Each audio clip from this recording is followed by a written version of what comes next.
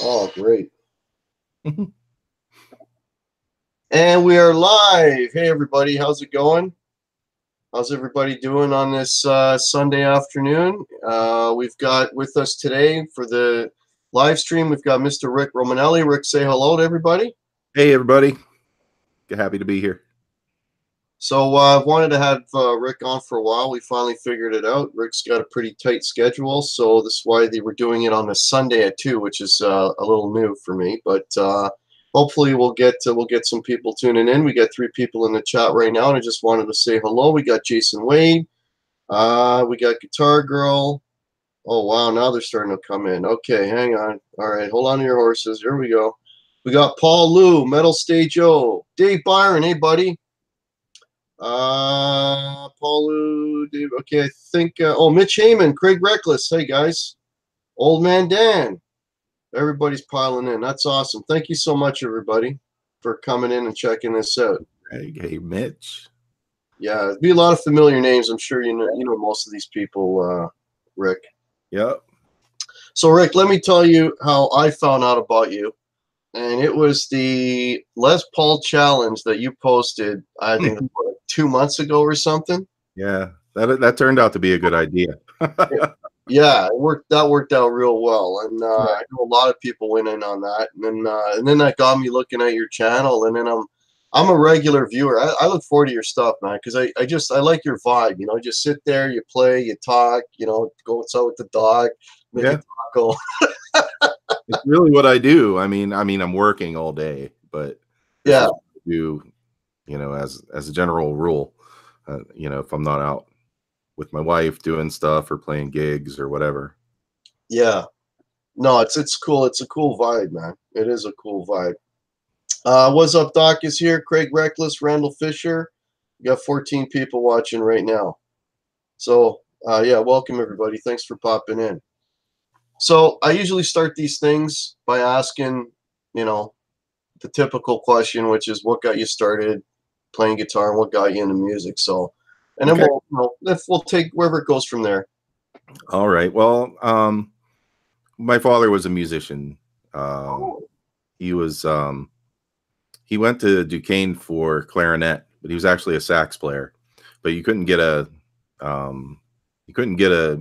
college degree in saxophone back then. So he went for clarinet, and he learned oboe in college, and he taught oboe in the 60s. And he was a huge name in the jazz scene and here in Pittsburgh for a while. Oh, cool. Anyway, he had a store, and that was sort of my daycare. You know, back then, you know, you didn't get somebody to come for daycare. I would go to the store with my father and my grandmother, and it was that was the situation. And so it was Romanelli's music store, and I was surrounded by instruments all the time, and it wasn't long before I was pulling one down off the wall and trying to bang away on it. Seriously, like, you know, I would just sit there and do that. It probably drove them nuts. But I ended up getting it, you know, I ended up getting a guitar, and that was, you know, it was slow going after that. And basically by the time I was 9 or 10 years old, I knew all the chords I needed to know, in like open position. And yeah, I was good at all that. I've been through Mel Bay 1, yeah, you know.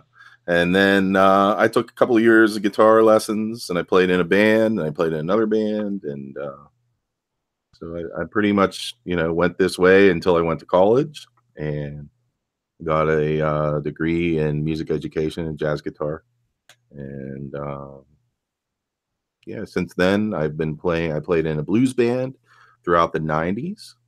I played in, you know, I've been playing with my wife for 15 years now, and we play all kinds of adult contemporary stuff. Breakfast now. It wasn't before. Before it was just the two of us. And then Second Breakfast sort of evolved out of that. And so that's the kind of stuff I do. I like to play blues mainly. Blues. I'm really happy. I feel like I can kind of you know, I feel presentable playing blues. And then playing jazz, I feel like I'm gonna make a mistake.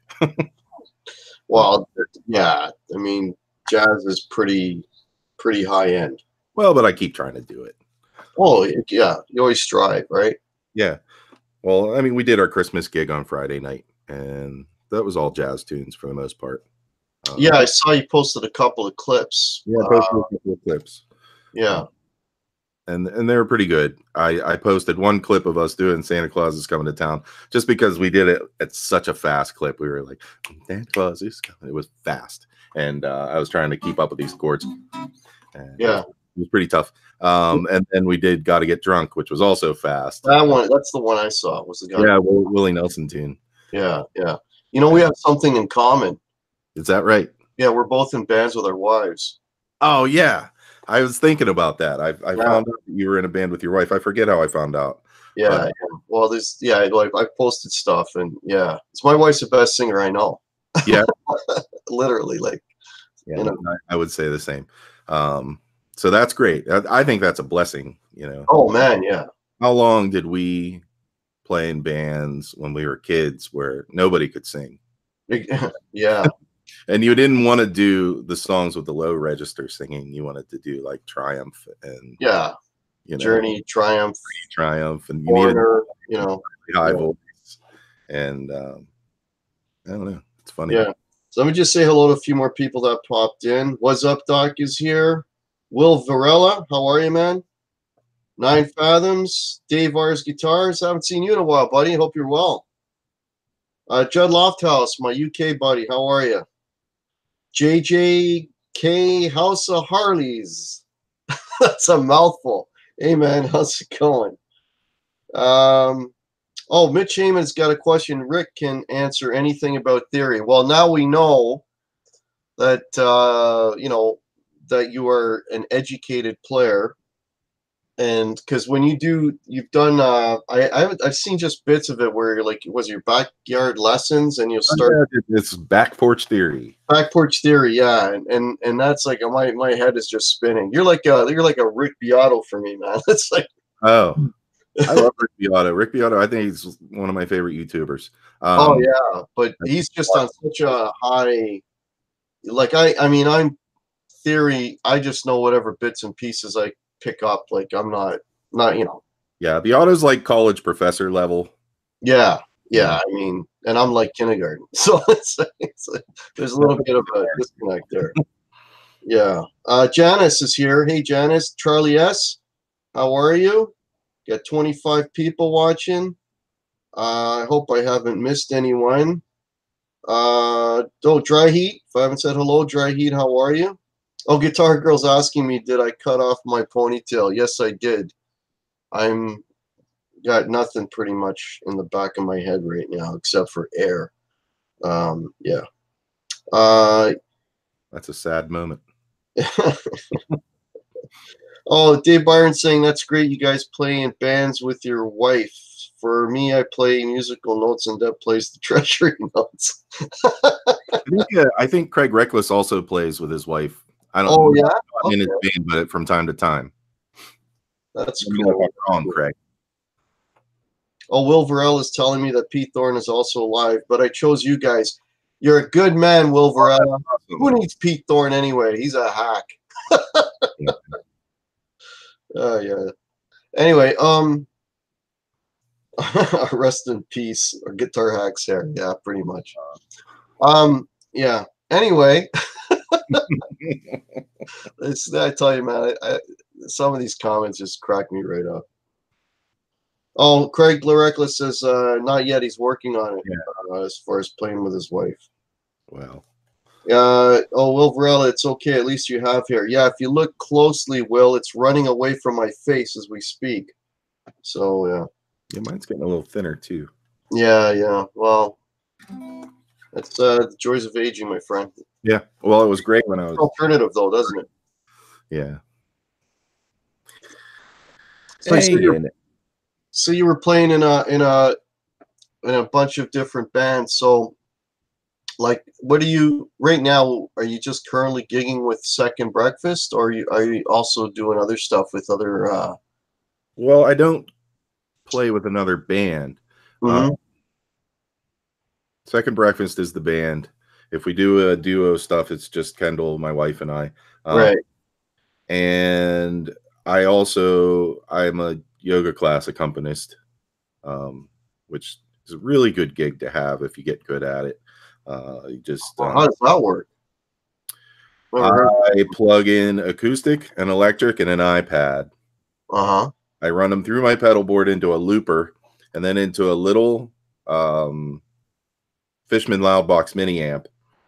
And I can start with just like a little something real gentle, and I'll just loop it and I'll play solos over it with lots of reverb and swells, and then I'll play bass on the iPad and fill in stuff, and people love it. You know, I could come in and just play whatever I want, to be honest, as long as it's not like heavy metal. You know, as long as it sounds yogic, I can get away with it. And puts them into that frame of mind. Yeah, and then I have church gigs too, so that okay, really busy. Like this morning, I was there since 9:15 until right before we started. Is it a full band? Oh yeah. That one is keyboards and drums, bass, and 5 or 6 singers each time. Wow. And it's a big deal the way they have it set up. We all have nice inner-ear monitors, and with the little mixers, and I bring my whole same rig that I bring for second breakfast, honestly. It's acoustic sometimes. Wow. Yeah, so that sounds pretty elaborate. That's one thing that we don't really have here, like these big elaborate church bands. Yeah, it's the first time. I mean, I came from the Catholic Church where you like just strum something and sing. Yeah. And, go in there, it's really more like, okay, well, here's this music on this CD, and here's a chart that may or may not be right, and we want it to sound like the CD. So you show up and everybody did their homework, and everybody's like, bam, and hits it, and it's really awesome, actually, because they're really good musicians. Oh, that's cool. Yeah, it's really cool. I can't pass up on that. I've learned so much, and they're gospel musicians, so I learn a lot of stuff about gospel music. Right. And it's really a fantastic experience. Anyway. Yeah, Craig Reckless is saying that's a new genre, yogic. Yeah, it is. Well, it's not really. There's a whole industry around it, to be honest. I mean, they sell meditation CDs. It's the same thing. Right. Yeah, I guess it would be, right? Just doing it as a goofy guitar player and not like trying to use gongs and harps and stuff. So Will Varela is saying that his ex-wife does the yoga and he eats the ice cream. That's right. People are like, you must do yoga too. I'm like, no way. No, I just watch. Hey, 9 Fathoms, how are you? Well, that's cool. That's cool. So gear-wise, I see you're always kind of on the hunt for different guitars, and I see what have you got in your arsenal right now, and what are you looking for?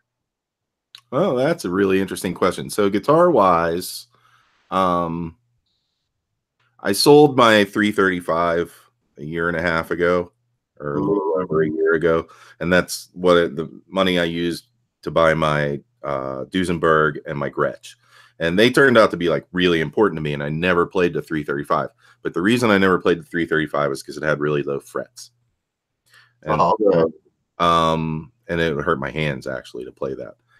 So really, what I feel I'm missing right now is a center block semi-hollow, like a 335. I'm sure I would not be able to get a Gibson at this point, but I'm looking for something. My local store just started selling Lawler pickups too, so I'm thinking, I'll get some lower end, maybe a Gretsch, maybe whatever, and I'll put those Lawler pickups in it, and I'll have a beautiful guitar. That's what I'm thinking, but who knows? It's a while out since I just got the PRS one that I bought.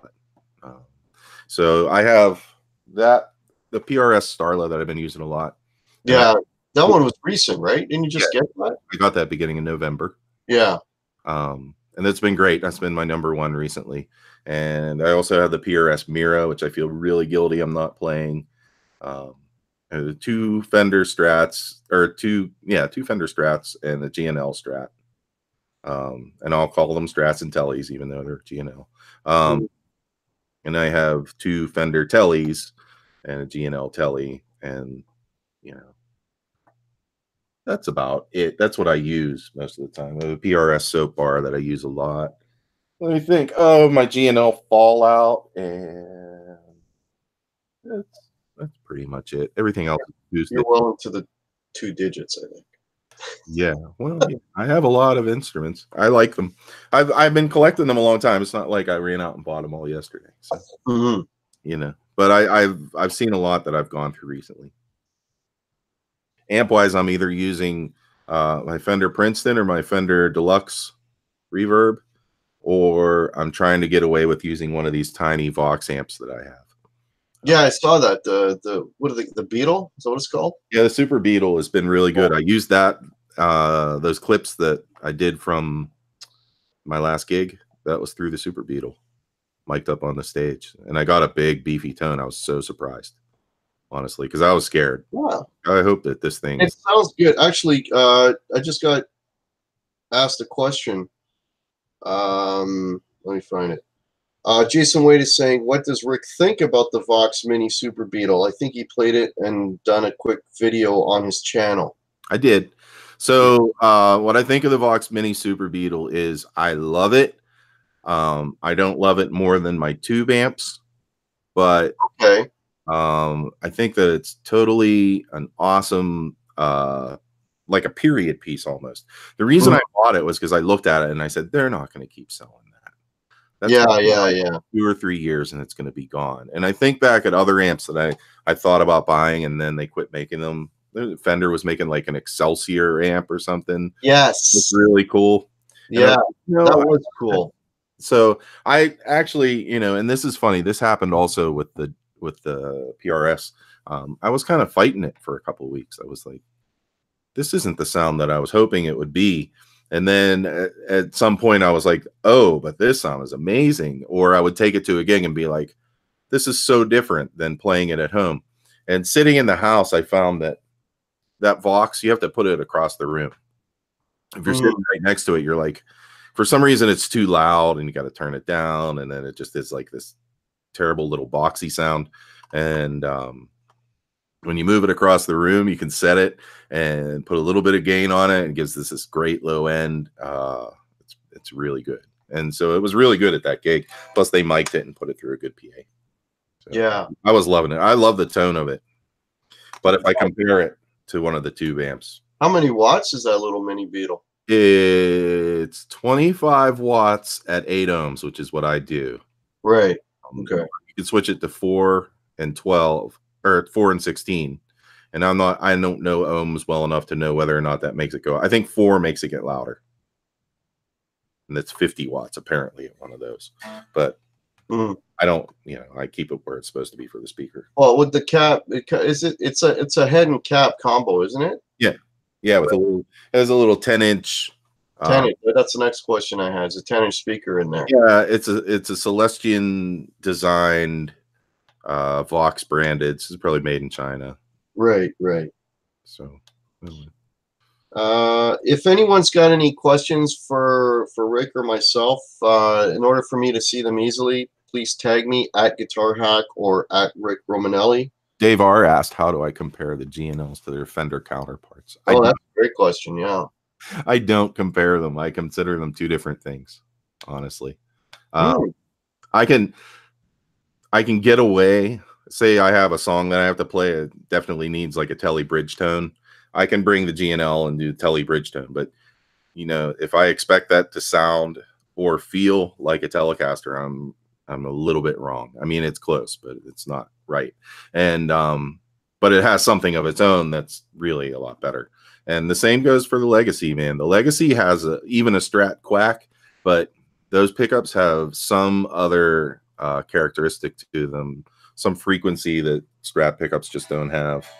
And I don't know why.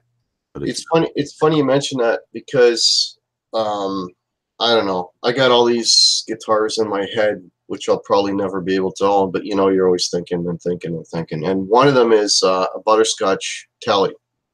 Oh yeah. I own a Telly. I don't have you know, I have a standard telly, American standard telly. Mm-hmm. But and I always like the idea of getting another one, butterscotch, just because it's iconic, whatever. Anyway, so I just somebody store near me just started selling the GNL ASAT tellies, Mm-hmm. right? And they look great. You know, I have never played one. I don't know. Maybe I won't get along with the neck. Usually for me, the neck is the big thing. And they're like $100 less than the Fender Player Series butterscotch telly that came out not too long ago. So it's a tribute. It's a GNL tribute series, right? it's I don't main They're $100. Well, wait a minute. It's $100 less than what? Than a Fender Player Series. So okay, we're talking Canadian money, so keep that in mind, right? Well, that's fine. The Player Series Mexican made, right? The Player Series is U.S. parts assembled in Mexico. Right. Okay, so you're talking about a GNL Tribute Series, which is their import line. Yes, it's an import line. Yes, definitely. Yes. Because GNL makes the ASAT here in the United States too. And no, it's not. Yeah. Which is probably over $1,000, I would imagine, right? It's 14 or 15. Yeah. Okay. So this one I'm talking under $1,000. Yeah. It's a great guitar, but I would try him first. And this is what I said to some Jason Wade, I believe, is who was asking this on my channel. And the thing is that I have a tribute, my GNL Fallout, which is across the room, so I'm not going to get it. But then there's plenty of videos. You guys can go watch the videos. The Fallout has an amazing neck. And the neck, to me, feels like every time I go to the store and try a Sir, that's what it feels like. It has nice, large frets. I don't think they're stainless steel like the Sir, but the back of the neck feels like it. The finish is so beautiful. The frets don't poke out. And I'm just amazed by this. I paid $300 for this guitar, used. Right. But what I would say to you is I'm not going to jump out and say, oh, the tributes are fantastic, because it's honestly the only one that I've ever tried. So if you go to the store and try them, I would say, yeah, but I wouldn't order one online, because not on what I say anyway. Yeah, no, you know, it's no, I've never ordered anything online. Oh, really? I don't buy a guitar unless I try it. That's a good rule. Yeah, well, I mean, and I'm not recently, you know, and I'm not knocking anybody that buys things online. It's like, you know, I'm in a big enough area that I've got enough stores around me that I have the ability to try stuff. So, you know, and because I'll go through like 5 or 6 models, the same guitar. I'll play 5 or 6 of them before I'll pick the best one of the bunch. Well, so that's what I try to do. Mitch Heyman's got a question. Why do guitarists need to have multiple guitars? We can only play one at a time. I have 6 and my wife says 5 too many. Yeah, the word that you're having a problem with is the word need. Yeah. And the answer is no, we don't need to have them. Yeah. But it's not fun to go out on the golf course with one club in the back. That's a good analogy. I like that. Yeah. Hey, Henrik Viking is here. Hey, Henrik, how are you, sir? Henrik Viking. Yeah. Showing up on my channel a lot. Yeah, right amount. Everybody here has, it seems. Yeah, you probably, like I was saying, you probably know most everyone that's in here. So, yes, if anyone's got any questions for Rick or myself, please tag us at Guitar Hack or at Rick Romanelli. We got 27 people in the house right now. What kind of neck do you like then? If you said you were concerned about the neck, neck profile for me, for Fenders, I guess it would be like more of a D. So for example, the standard, like I've got an American standard, a Strat, and I've got a Fender standard Telecaster, American standard. But you know what I mean. And those neck profiles are great. But if I pick up like a 52 reissue Telecaster, like a really deep C, I can't handle that. So those. How about a soft V? How do you feel about those? Like the Eric Clapton. I don't know. This is a soft V on this one. Yeah, the Eric Clapton Blackie had like a little bit of a V. I never thought I would like it until I got one. I was like, wow, this is actually amazing. Yeah, like I'm primarily a Gibson guy, and all my Gibsons are all the 60 slim taper necks. Oh, okay, okay. Yeah, So so I'm you kind would of actually like like that. a PRS, like they're. Well, see, it's funny you mentioned PRSs because I've mentioned this a lot of times on my channel. Like, they sound amazing and they're well-made instruments, but I cannot bond with the PRS, and I just don't know why. Hmm. And it's not for lack of trying. I even had one that I had a CE24 beautiful guitar. Whale Blue was loaned to me. Yeah. I played it for a week. I took it to a couple of jams, like a couple of rehearsals, I should say. And the guys in the band were like, you know, I'd hit a chord and they're like, the heads would just turn. Man, that thing sounds amazing. And I go, yeah, it sounds great. You know, I love the way it sounded, but I just, it felt like a foreign object. You know what I mean? Yeah. I just can't bond with the PRS. And the neck was okay on that one. It was pattern thin. Right? Yeah. Oh, Denny Allen's here. How are you, Denny? A guitar must be set up for the tuning, so a player that uses multiple tunings needs multiple guitars. So there's his argument for having more instruments. Oh, Mitch Heyman is asking Rick if you give guitar lessons. I used to, but I don't anymore. And so I taught lessons for probably about 16 years. Wow, that's a long run, man. Yeah, and I taught in stores, which is a hard gig because number one, you don't get all the money, and number two, you get a specific kind of student at stores, which is okay. I mean, they need teachers, and actually, I felt like that was sort of my strength, was teaching to like beginners, you know, out of books and making it exciting and make it so they can go home and play a song. And is that so? That because you said that the typical type of student in the store, was that the profile usually was like a beginner in a store? Yeah, it would be maybe like a 9 or 10-year-old kid would come in with their brand new guitar package that they bought that came with book, which I would always roll my eyes because I only like to teach out of the books I liked.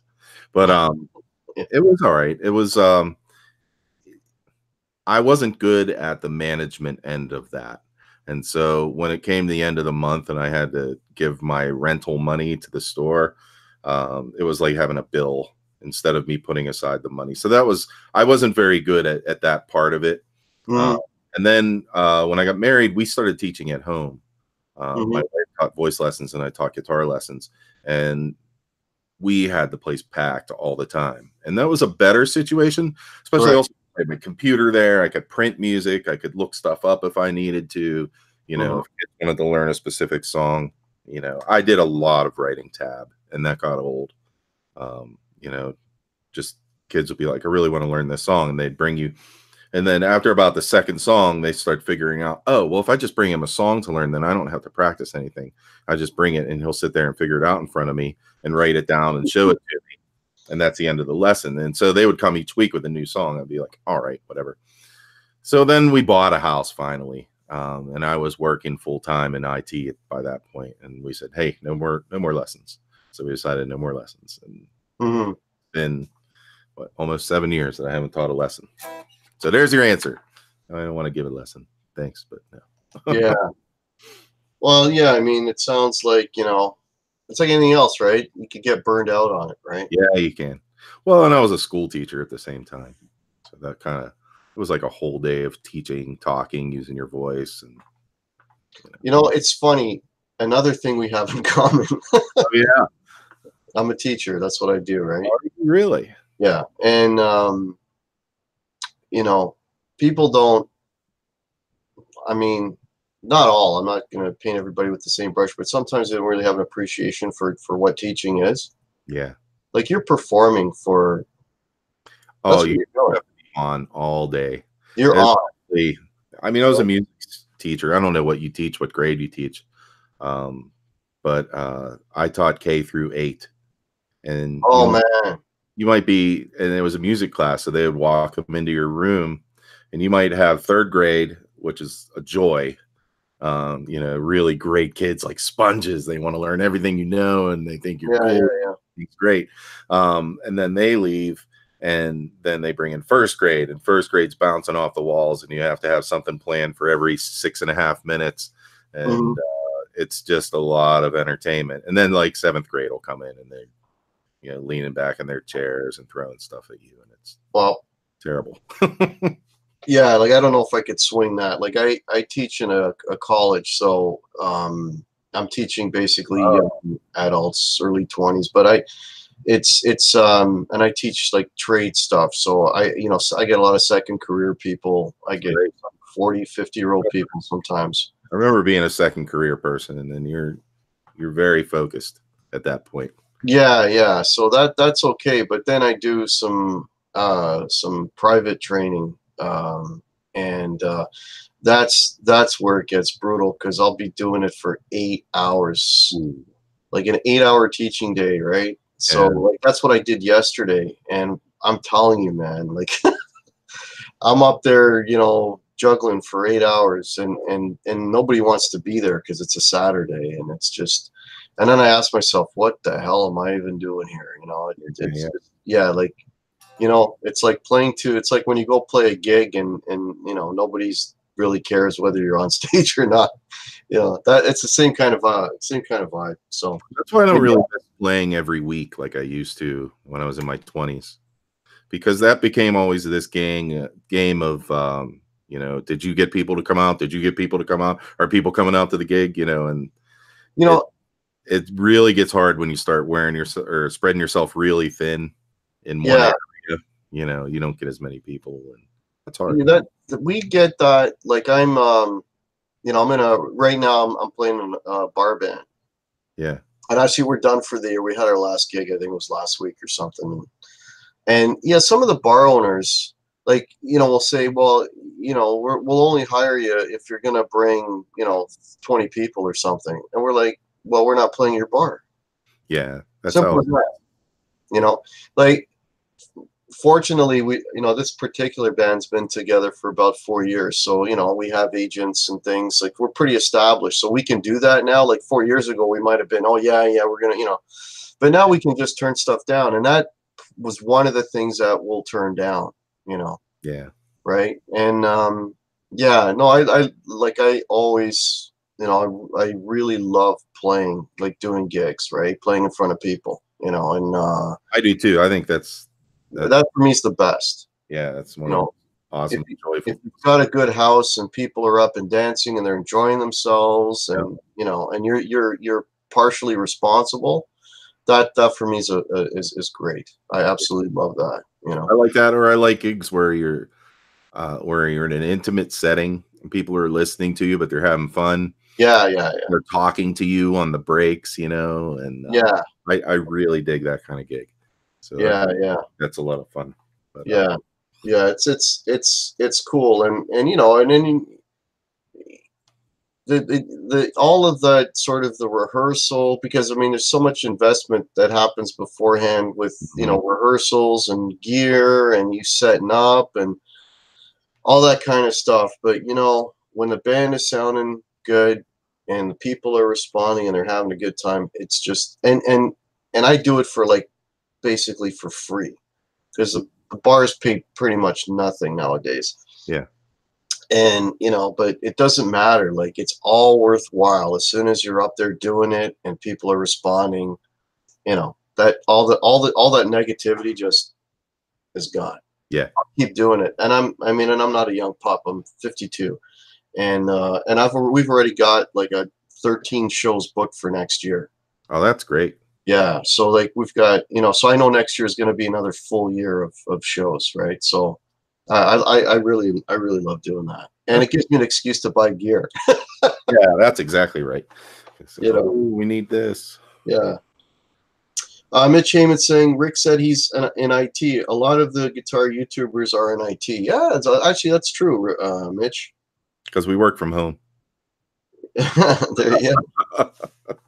Will Varela is saying, Guitar Hack, yeah, my ex-wife is a college professor. It's tough. Good for you. You don't really get paid enough. Yeah. Yeah, I don't want to go there, but yes. Whoever thought the word would be, okay, I'm not sure what that comment is, 2 and 3 chord jams. I'm not sure what you're trying to say there, buddy. Dave Byron, exactly, Rick. Gigging is fun, but the clubs are in a situation where you really don't care and you're trying to stay afloat financially. When we would do stage shows, we would rent the place and sell tickets. Yeah. Oh, R2R3's here. Hey, R2R3. Yeah, R2R3. Merry Christmas, buddy. Yeah, Jason White's putting links to your channel. Yeah, if you're not sub to Rick Romanelli, I highly recommend Rick Romanelli. I have you fun. know what, I'm a big fan of your playing, buddy. I love thank you. Like, thanks. You know what? I feel like I've actually gotten a lot better in the last couple of years, and I should be a little bit more humble, I guess, about it. But I actually am excited around this time because I feel like I've had a lot more time to practice the last couple of years, and so I feel like I'm kind of on a tear. I'm not saying that I'm where I want to be by far. And if you watch my videos, you see it, and you'll hear me make a mistake, and I usually don't edit my mistakes out for the most part. I'll say, you know, I'll let a scream out, you know, wrong note, you know, and even I'll put up some words on the screen like, ooh, wrong note, you know. But sometimes I cheat it. Sometimes I'll do 2 takes and I mix them together, you know, take the best from each. But who doesn't do that? Hey, you know what? David Gilmour does that. Yeah. Well, yeah. I mean, I saw you do the you did a challenge. I forget which one. Oh, it was the Hard Rock Challenge? Is that what it was? Dave Byron's Hard Rock, yeah.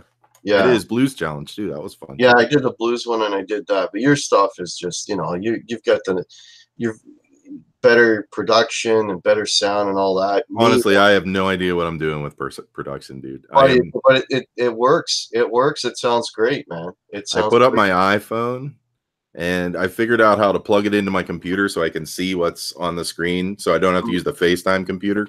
Right. You know, and I've always had a pretty decent sound interface because I like to record. Yeah. And so once you have those 2 parts figured out and you can mix them together on the computer, then it's just learning like iMovie or Windows Movie Maker or whatever you need. Yeah. I don't have any interfaces, but I'm a good friend who's in the chat is going to be helping me out with that very shortly. So so hopefully I'll have some better sounding stuff, because when I do those challenges, I just sit I don't have an iPhone. I got an Android phone. I sit it on a little stand and I play a little bit just so that you can hear me and hear the guitar, and then I just hit record and go.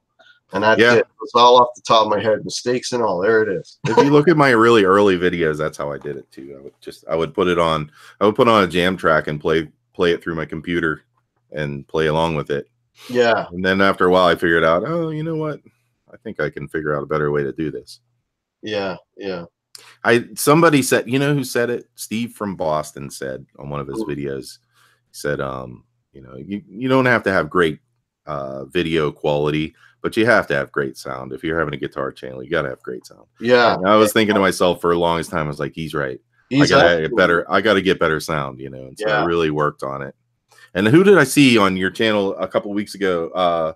China Guitar Skeptic. Skeptic, yes. And I thought that his voice microphone was the best I'd ever heard. I was like, wow. I know. I was like, what's up with that?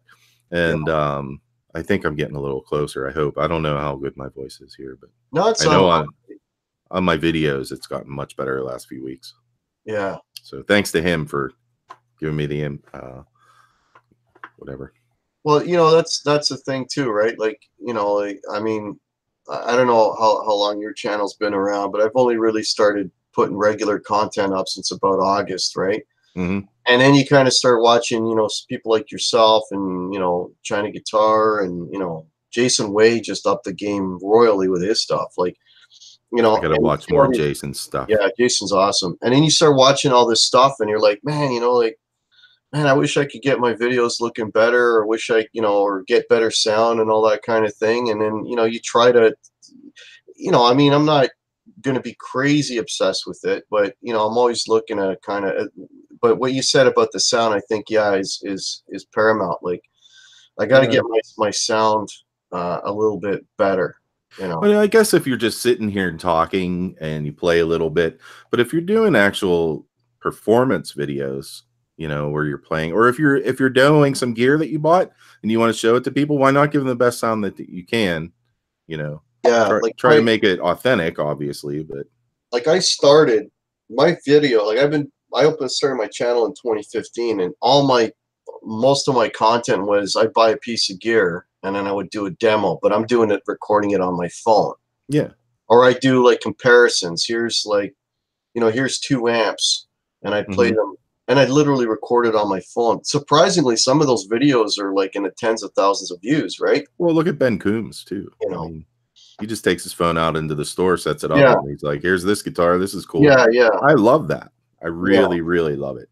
Well, some of that guerrilla kind of stuff, is kind of cool too, right? Like there's a guy just before he came on, the guy that just subbed to, he's got 60 some odd subscribers, and he was just doing a demo of a Marshall Origin head, which I have, playing it through a 212 in like this big open room, and he just sticks a camera in the corner. But you can get the ambience of the room and everything else. Because the one thing I will say is some of these camera mics are pretty damn good. Yeah, they are. Oh, Mitch Heyman had a comment. To get good proper guitar sound in your computer, you have to use an audio interface. Yeah, Mitch Heyman, I'm working on that, and I hope to have something better in the new year. Well, all the second breakfast things I put up are all from my phone. Yeah.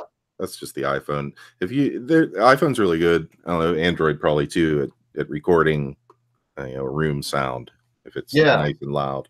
Well, I posted. I recorded the first set from I think it was the last gig I did, and it was just there was a table in front, and I just put my phone, sat up there in a little stand, and yeah, that's cool. Or rehearsals. I go to rehearsal and just stick my phone on a music stand and record it. Yeah, it's not bad. It's not great, but it's not. No, it works. It works. Yeah. But anyway, thanks for your kind words about my channel. I'm working hard on it, actually. No, trying to find stuff.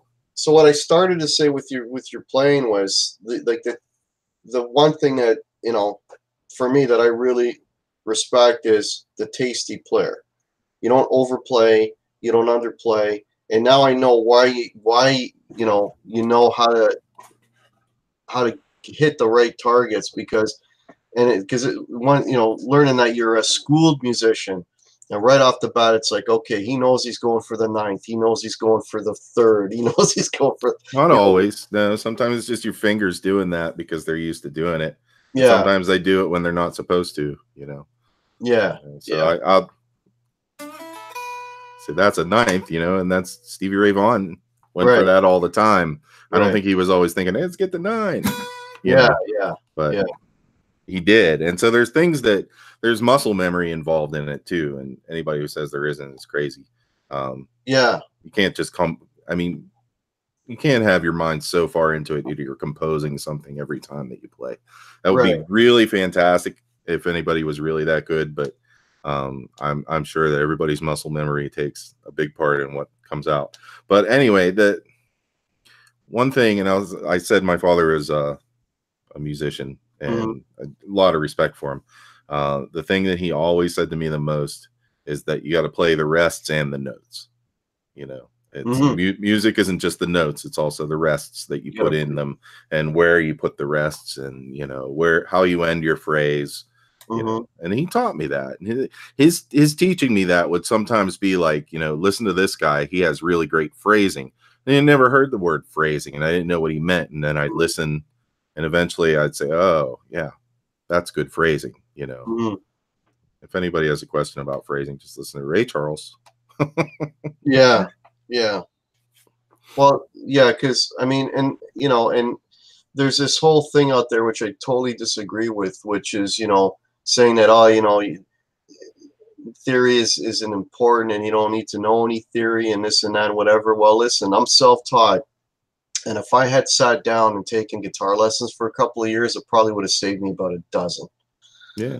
You know what I mean? Because the guitar lessons are great. Yeah. Like I highly recommend. I mean, just what it is just accelerates your progress so much faster, right? I always say it's not like you can't play if you don't know.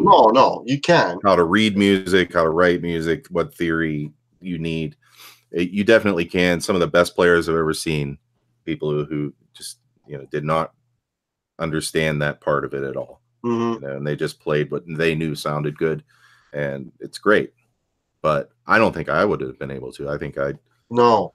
Well, yeah. Well, you're talking about natural yeah. players who have a, natural ability. I mean, yeah, and there's not a lot of people that fall in that category, but for the average person, yeah, average person can learn how to play on their own for sure. I mean, there's millions of people out there that play on their own, but I'm just saying, like, if you have the option to do the lessons, I think that would just speed up your progress so much faster. Yeah. Right. Yeah, definitely. We got a few more people that popped in. David Stafford, Okay. how are you, sir? David Stafford. Stephen Willard, how's it going? We got 27 people in the house. So while everybody's here that's here, I always want to say to people, look, I try to answer every comment that people leave on my videos. I honestly, I know I'm behind this weekend because the weekends get really ridiculous. But if you left me comments and I didn't answer you, I'm sorry. But also, I've been trying to get out and watch other people's videos, and this is what I'm not used to, because I did kind of go from maybe 150 subscribers up to 275 in a short period of time, actually. And so I'm kind of getting used to this whole community and getting out to watch. And that's where I feel bad. I'm like, oh, I got to watch some more of this guy's videos. I got to, but I mean, I don't, obviously nobody wants to stay glued to this thing 24/7. But I am trying, and it's really awesome actually, because you see so many people's different perspectives on things. Yeah. So Dave Byron's just made an interesting comment. He says, "Yeah, Guitar Hack, I agree about music theory. However, if you don't have the feel, then it's going to be hard to make music. Plus, you have to have discipline." Oh, for sure. That's true. But Dave, they're not mutually exclusive. You can have feel and theory. Yeah, that's the thing too. Like, there's that thing. Well, he's too schooled, so he can't play with feel. Like, and I agree with that. You know what? This is a good example, I think, and a lot of people aren't fans, but Dave Matthews does not read music, right? Mm-hmm. But he comes up with things that are really, if you try to learn one of his songs, you'd be like, oh, wow, I wouldn't have thought to play it like that. He does these weird fingering things and weird rhythms and stuff. And I think that's because he's not schooled. I think it's because he taught himself. And so things come out in a different sort of interesting, they come out of the sausage grinder a little differently, but that sometimes I always feel like, oh, well, I must end this chord like this because that's how it is. And you end up seeing things very structured. And sometimes I worry it makes my playing too structured, but that's something to worry about, I guess. You got to maintain your feel. Yeah, for sure. Yeah. Well, I mean, the way I learned how to play guitar was like probably most people, which, here's a bunch of patterns. Yeah. Commit patterns to muscle memory, and then, then you got to learn a little bit about, theory and major, minor, and then I got into the modal thing and the cage system and all that kind of stuff. But, it's just all these, I still don't know all the nuts on the fretboard, right? Or all the notes on the fretboard. I don't know, like the 4, 5, and 6, but the high strings, I have to think about it for a second or two. Yeah. I don't play. Well, this is where I get mixed up, right in this area. Like, this is where if I'm not sure, sometimes I'm not sure that this is a B. Like, I'll look at it for a second. I'm like, oh yeah, that's a B because it's then you compare it to something else to reassure. Yeah. So that's where I get mixed up. Up here, I'm fine because it's the same as here. Here I'm pretty good. Here I'm pretty good. Once I get up into here, that's where my reading gets bad too. But because guitar players are notoriously bad readers. You've heard the jokes. How do you get a guitar player to stop playing? Put a piece of music in front of them. So like, it's like when I'm doing these jams and things, like normally what I'm doing is kind of, I'll analyze the progression so I kind of know what I can do, Yeah. I don't want to just like, blow through it in A. I don't want to be one of those guys, right? Right. If I have an opportunity to change scale, I will, right? So, but this is the depth of my analysis. Like, I'll listen to the progression, decide what I can do, and then then I go off the patterns. But I played them long enough that there's committed so much to muscle memory that really my ear is dictating where I go. You know what I mean? Like I'm just following my ear. And if my ear and you don't, when you've done it so many times, and you kind of know that you get into, even you're not even thinking about it, but you're aware of intervals. And it's like, okay, like, yeah, I'm gonna go up. Automatically you're gonna go up a semi and not a full tone or whatever, or you can bend that note. Yeah, you hear what the bend can be. You can hear the bend before you hit the bend, right? Right. And stuff like that. But that's just by years and years of playing and playing and playing and playing and playing it over and over and jamming and playing with bands. It's just all of that to develop the ear. And that's where I was kind of going with the lessons. Like, I would probably have achieved that quicker had I had some formal training. But it's interesting. You remind me that when I was teaching towards the end, I started to come at it from a different angle. And that was, I started to teach kids songs before I taught them the notes, and so I would have them learn something just by rote, by watching me, and really simple stuff, like play that's a C, that's a G7, and that's a D, and I would have them do certain progressions, and I would have them learn a melody of a song that they knew. And after a while, when I saw that their fingers were moving around really well, then I would say, okay, those notes that you played here, these are the notes, and so this is, and we would work through the notation. Right. But, somebody put it in my head, probably from some music conference thing I went to, that pieces of paper were not musical, and that staring at a piece of paper is not how you best learn how to play. Right. And I was like, well, that makes sense, because like a little kid, you would expect them to know the word suspicious, for example. If you're 4 years old, you probably know the word suspicious, but you're not going to write it out, right? That'll be too hard for you. Context, yeah. Yeah, so that's where I was starting to go before I quit teaching. And I still believe that.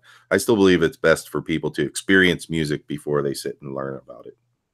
So there's a few comments. I'm Sucking Wind is in the house. How are you? I love that name. I'm Sucking Wind. That's a great name. Isn't that awesome? Jeff Underwood. Jeff Underwood is here. How are you, Jeff? GH, when you jam to a tune, you're not thinking about modes, are you? No, I'm not. I'm just thinking about the scale.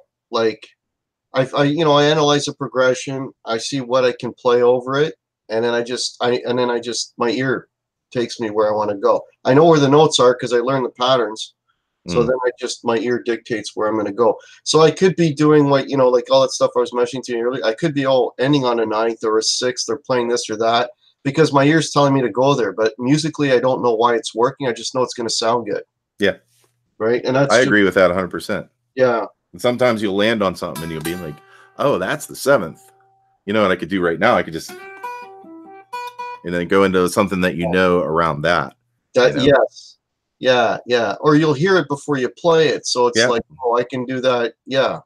That's when you're getting good too. When you can hear what you want to play and you can play what you hear in your head.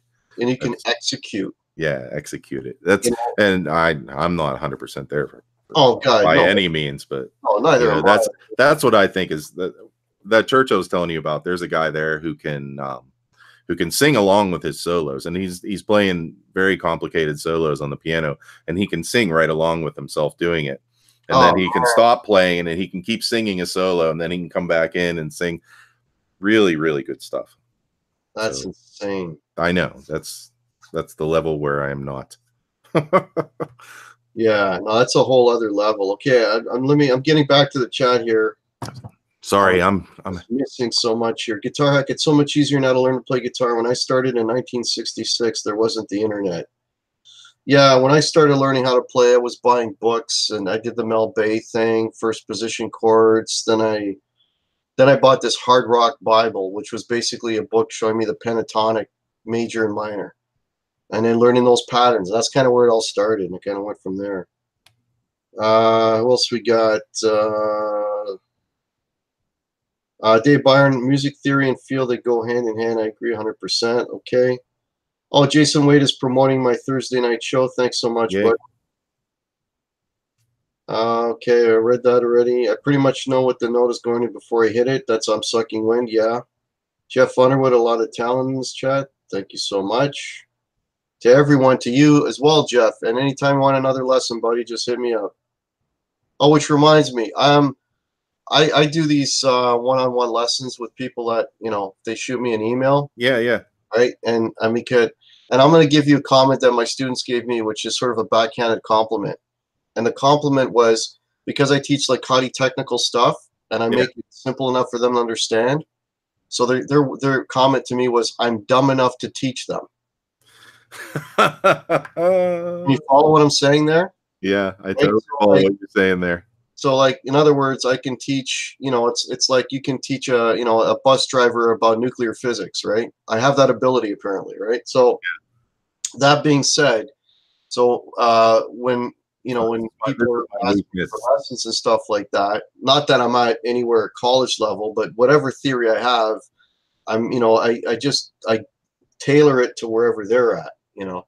And so yeah, that's my weakness. If I start talking about theory, I'm like a real geek when it comes to theory.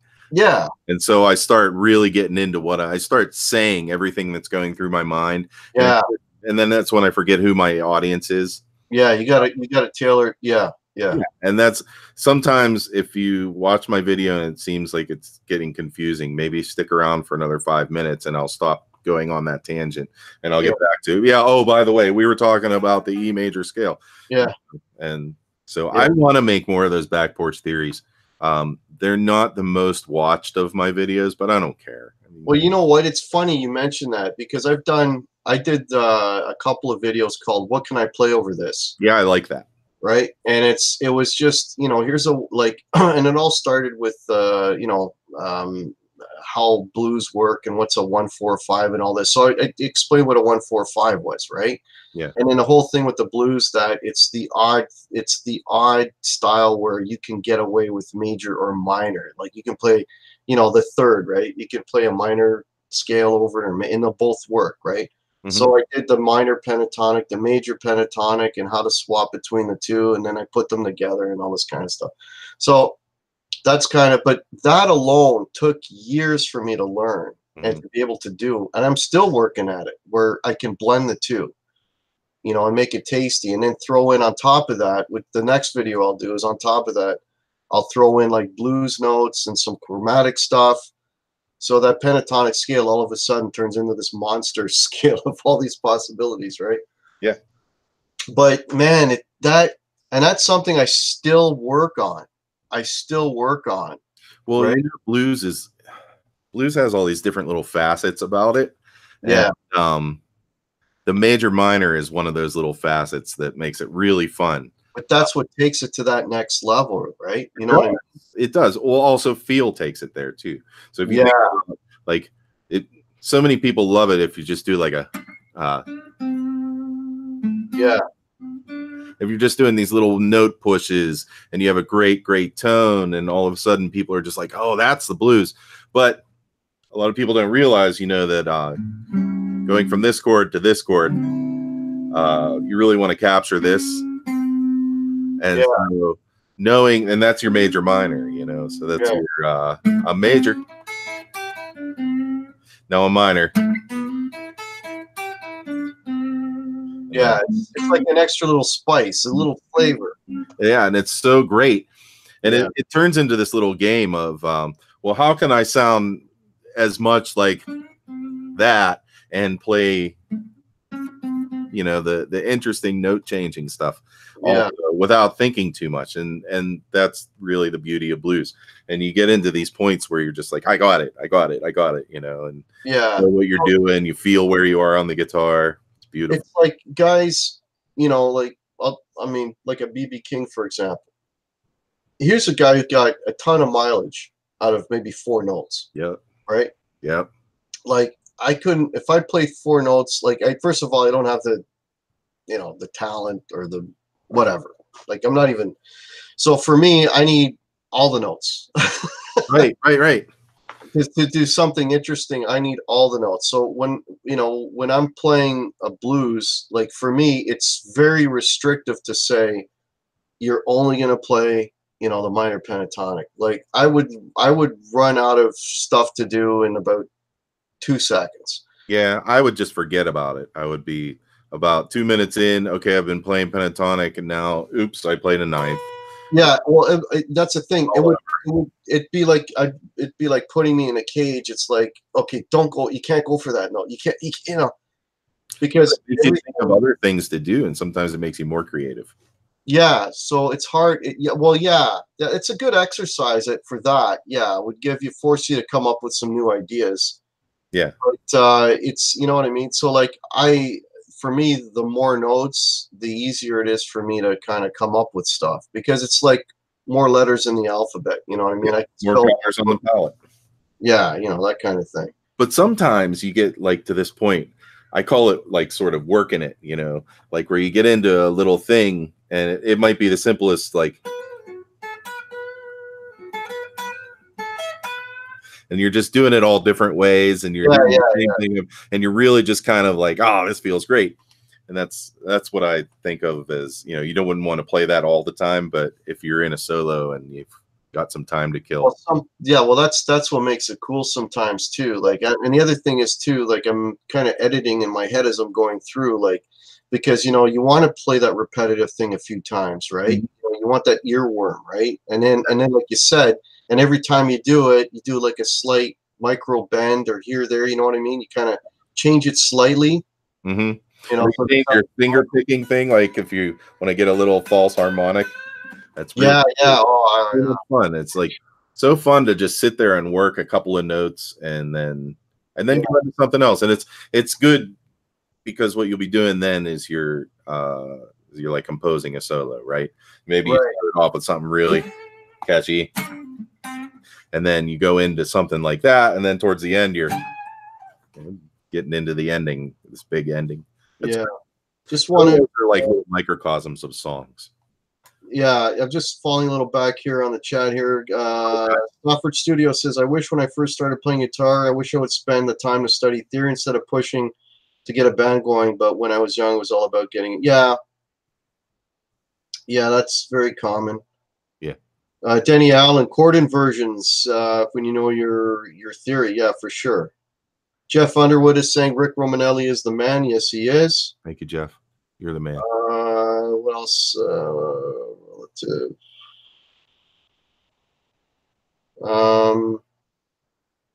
It's Rick. Okay, I'm way back. Brian Fingerless Guitar is here. Hey, man. Hey, Brian Fingerless Guitar. Scotty G is here. Sorry, folks, I'm way behind. Once I start talking heavy music, I could talk about this stuff all day. I guess it's a good sign. We're doing well here. You all rock. Thank you so much, R2R3. Appreciate it, buddy. Telly Taco Tuesday. Yeah. Those are great vids. Those are fun. Sometimes I almost quit doing them because I thought, this is the same thing every week. But 4 tasty notes. Yeah. Okay. I'm caught up. If anyone's got questions for myself or for Rick Romanelli, please put at Rick Romanelli or at Guitar Hack. Yeah. So anyways, I lost track again once I get going talking about music. But yeah, so I did those 2 instructional vids, and like you said, like the second one I did just cracked 100, you know, and whereas my other ones are, you know, are always doing better than those. But the funny thing is, people ask me to do them. Yeah. So like if you don't do them, you kind of feel bad, right? Well, so and so is enjoying it and he's getting something from it, whatever. And like I said, like there's a few people, and some of them are in the chat, that I've done lessons with, like one-on-one. I just do the Google Hangout thing and I help them out. Like, and I warn them. I said, you know, like, if I can help you in any small way, because I mean, I'm not, you know, an educated musician. I just been playing for a long time, but you know, if I can give you some nuggets to help you along, then by all means, you know. Yeah. And in those lessons, kind of, it's almost similar to what I do with the one-on-one. It's like, if you've forgotten what we talked about, look at that lesson, because you know, and it's, you know what, it blows me away, Rick, is some of the questions that I get, you know, I'm like, and like I look at the level of player, and some of the people that have contacted me, I consider to be damn good, but the questions they're asking me, just, they surprised the hell out of me, because I never would have expected that question to come from that player, because you think, oh, they must know that, and they don't. Mm. You know, because there's you know, they're self-taught, and I mean, and so there's gaps of things that are missing, and I mean, I'm sure I've got them too. I know I have them, right? Yeah. But you know what I mean. So like, it's crazy how some of that stuff gets missed, and then when you point something out, it's like all of a sudden the sky, and you know, just opens up. You know. Yeah. Yeah. That's right. And Sometimes you teach somebody something and they never thought to do never that. thought of it. Yeah. And that's Yeah. why I love doing it, man. That's why I love my job. I love, you know, that seeing somebody's light just come on. It's like, yeah, That's cool. Yeah. that's what's really cool about it. I agree. And you know, people can always go back and rewatch your videos too, because you might be teaching them something. For example, I taught these little videos, the back porch theories. One of them was on the C chord and one of them was on the G chord, and not just those chords, but what happens when you move them up, and what scale do you have, and what chords go with them, and you know, just the shape of it and what all happens around it. You know, that is information that it took me years to learn. And the idea that people would watch one video and say, oh, okay, another one. Well, maybe just go back and watch it again and watch it again. There's a lot of stuff there. There's a lot of content, you know, and it's pretty interesting in some way. Something as simple, well, it's not simple. It isn't. It took me years. Okay, here's, you know, everybody wants to be able to play, you know, rock and play along with stuff, right? And the easiest thing to play, obviously, is the pentatonics, because you avoid all the treble notes, right? So, but just to learn the pentatonics everywhere on the neck, like, man, you know how long that took me to commit that to muscle memory and then play it in multiple keys? Yeah. That takes a long, long time just to do that. I don't think I ever have done that. I don't think I've ever gone through all the pentatonics and learned every one of them that I need to know. At a certain point, I stopped doing pentatonics and just did minor scale instead, or major scale instead. And then I pick and choose out of those 7 notes. Yeah.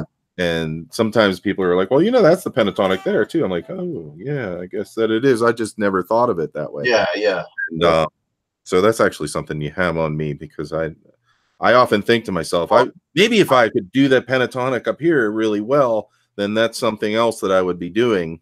But I'm just learning shapes, man. Yeah, I know. Shapes, buddy. Like you got the whole enchilada. I'm just eating a slice of that pie. That's all I'm doing. What it's all about, though, man. You know, it's like, so, you know, I know 5 shapes that start to here and they go up to here. That's it, right? Yeah, but here's the thing, Heck. If you have shapes in your mind, if you're thinking about something, someone's playing again in G, you know, and if you're thinking about that and all of a sudden you see this in your mind, that's a shape, and that's going to help you through all of your soloing around that, because you know that it's those notes and that shape. You can see this chord in it. You can see, and it's just so important to be able to. I don't care if you know what it's called or not, you know, but if you know that that's where you put your fingers to make those sounds, and you can go right to it without having to stop and think, okay, where's E? You know, if you could just jump right onto a chord, I think that's great. I think chords are more important than scales in that way. Yeah. Like, and that's what shapes are, you know? Yeah, pretty much. Scale shapes are just chord shapes with extra notes put in. Yeah, well, so that whole thing of taking a long time, like just learning those 5 patterns, and then, okay, now you want to know like the relative. So like, you know, the major version of the same thing, which is the same patterns, but now in a different order, because all your notes are, you know, moving around, and that takes so long. And then so like my lesson too would probably take took me like 5 years. Yeah, right. Do the minor and the major, this stuff, and then mix it up, right? So you know, here's your minor pentatonic, right? Yep. And then okay, now I'm going to throw some major in there. So now you get stuff like, right.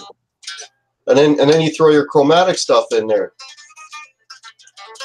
You know, like, so like I can't play that box without automatically throwing in all these notes. Yeah, right.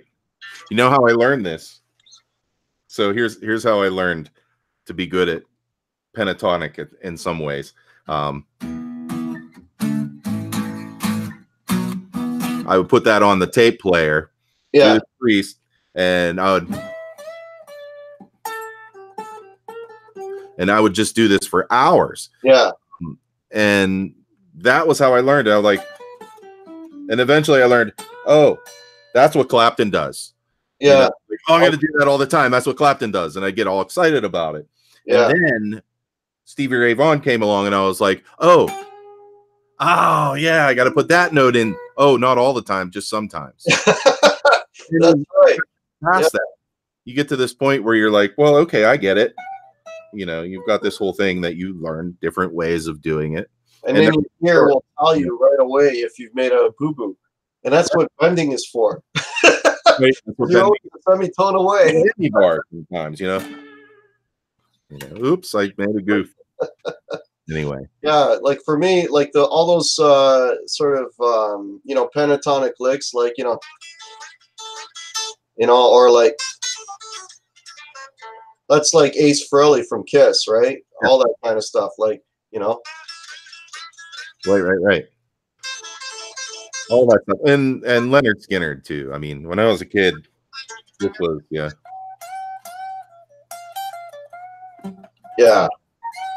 Just playing Leonard Skinner songs over and over. It was my first favorite band. Yeah. Anyways, how many times? Here's a question for you: how many times during a gig do you tune your guitar? Well, before I start, of course, right? Right. And then that's it. I mean, if we go for a break, when I go to play, the next set, I'll tune it again. Okay. The only time I'll do it in between is because I mean, you've been playing for a long time. I can hear it instantly if I'm out. Yeah, but I'm terrible, and I get yelled at in the band because for not tuning. No, for tuning between every song. Oh no! Hold on, I gotta tune. Sometimes I tune in the middle of a song. If you hear me just playing one note, I'm tuning. Yeah. I'll wait in a G chord for that to come along so I can. Okay, got it. But okay, no, I'm not that OCD. I'll do it beginning of every set. But if I'm playing a song, and I can hear that it's slightly out, then I got to get through the song, and then I try to cheat it by maybe not hitting that string or something. I don't know. That's something that I need to fix. Jason Wade is saying, laugh out loud. You two guys are having a blast chatting about playing the guitar and how to go about doing an awesome stream. Thanks, Jason Wade, man. I appreciate it. That's the thing, right? There's a lot of chat about gear and that, but it's nice to talk to somebody actually about playing the instrument. You know what I mean? And I'll talk about gear all day long too. What's that? I'll talk about gear all day long. Oh, I can talk about gear, but I equally will like talking about music and getting ideas. It's like, hey, why don't you try this? Why don't you try that? Yeah, it's different ways to approach it. Yep. So just reading some of these comments, it'd be cool to get a round table with the giants feeding off each other. I could learn so much. Who are the giants? The problem is with round tables.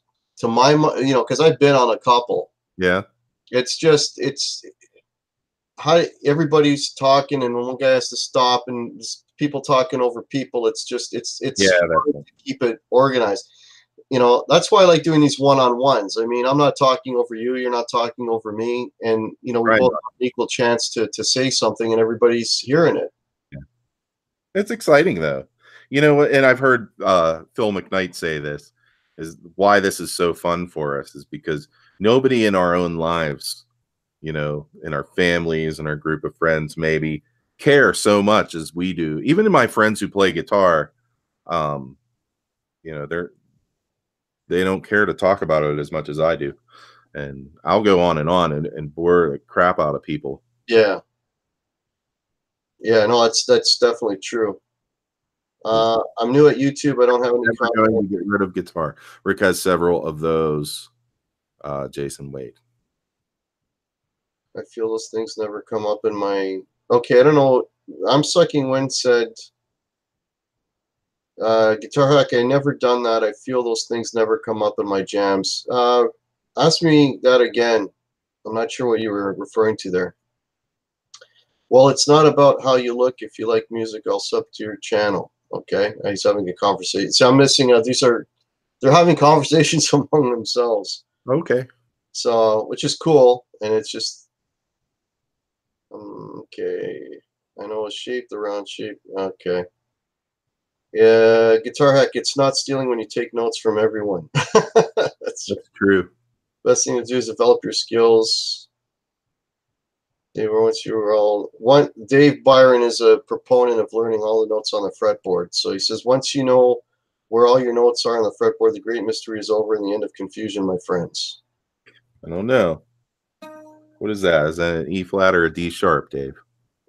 Oh, does it matter? There you go. Does it matter? I would say yes. If it's a D sharp, it's doing this. If it's an E flat, it's doing this. Down, yeah. Well, here's a question for you, Rick. Does Rick have a favorite never going to get rid of guitar, and what is it? I have a few of those. I think Jason is the one who asked that question. Yes. I would say anything that my parents bought me is one. And that's two guitars that I have. One of them is the one that Jeff Underwood mentioned, the guitar that has no price. That's my El Degas Telecaster. That's the one I played in my father's store, and they gave it to me for my 7th birthday. Nice. I just restored it last year because it didn't have anything on it. It had just a neck and a body. It didn't have a nut. It didn't have tuners, no pickups, nothing. I had the pick guard for it. That was all I had. So, and I had the plate. But that guitar was in terrible shape, and I fixed it up. And now it's only just a mediocre 70s Telecaster copy. But it's my old guitar. So I'll never sell that. I will never sell my Ibanez. First one on the row here. My Ibanez AR30, which was early 80s student level guitar. It's like a solid body double cut with 2 humbuckers, and it had coil tap and auto phase, they called it, and 2 volumes of the tone. It was just a great guitar. Still is. I'll never get rid of that. And I have my Strat I bought it for my graduation present to myself from high school, because I was a donut maker at Mr. Donut at the time. And so I was able to save up money and get a Strat. And so it's a 1987 Japanese Stratocaster, which has really been through the ringer. It's had a lot happen to it, and it's really beat up. But it's great. I'll never get rid of that. I'll never get rid of my Les Paul.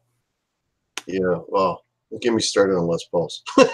It's my obsession. I feel like I don't like Les Pauls, but the one I found is really amazing.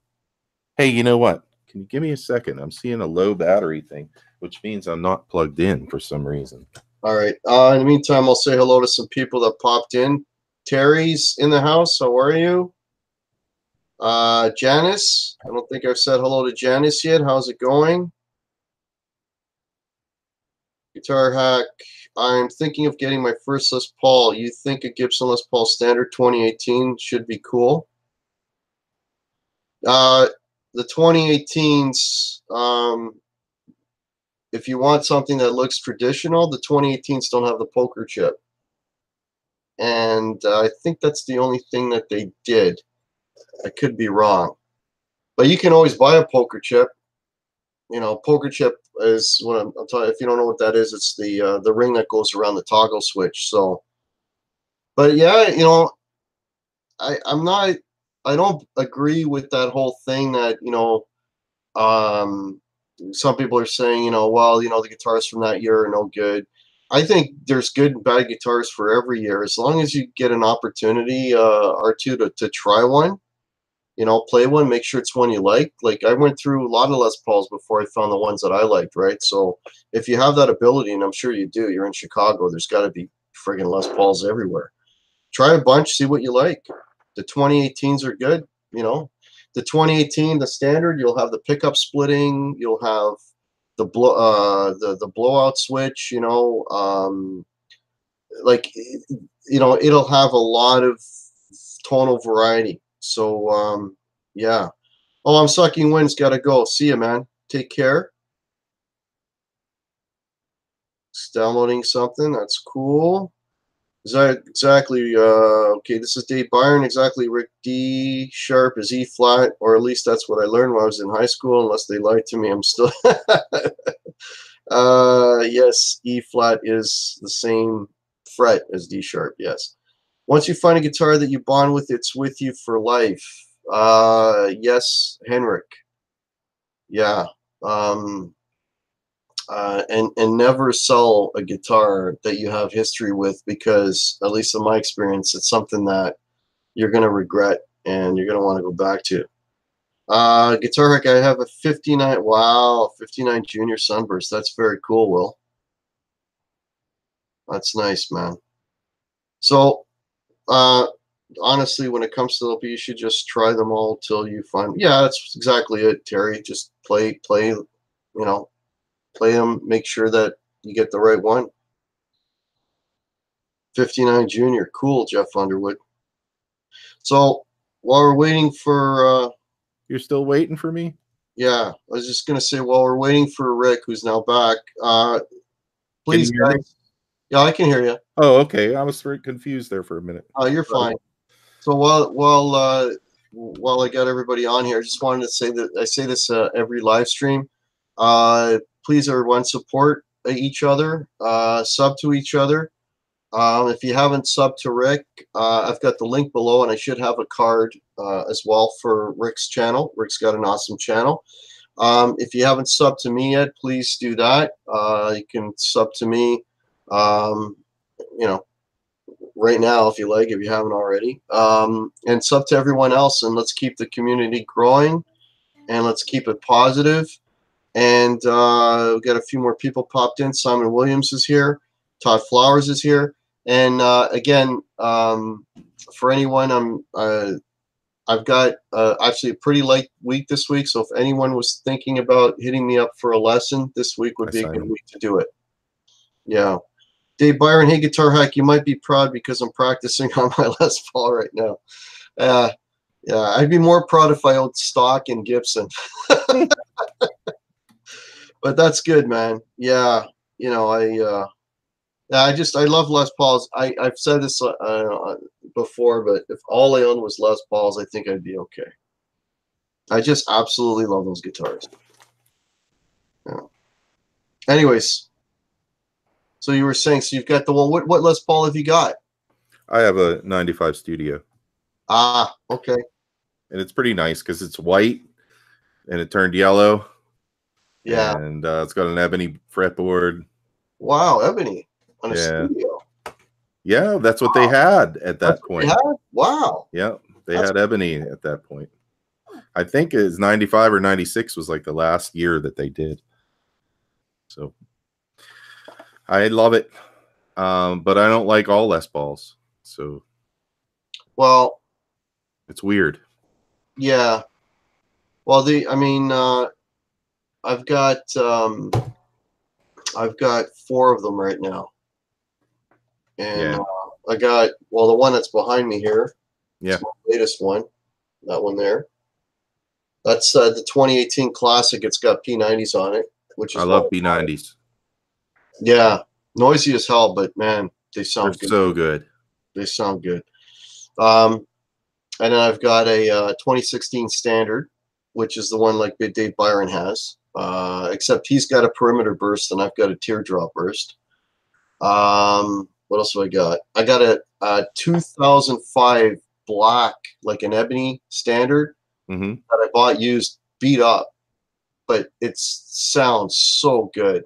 Yeah, some of those sound amazing. It's just, yeah, that's probably the guitar I gigged with the most this year, right? Oh wow. And then I've got a 2000, I believe it's also a 2005 Les Paul Classic, but somebody modded it out big time. They put in, I don't know if you're familiar with Sheptone pickups. No. Okay, Sheptone pickups. There's it's another boutique pickup company, and he made these pickups. They're called the Jimmy Page pickups or Heartbreaker, I think they're called. Anyways, they're supposed to be Zeppelin pickups. But what he did was he put the pickups in it, and then they did the Jimmy Page wiring. So I can do the out of phase Peter Green thing on the pickups, pickup split.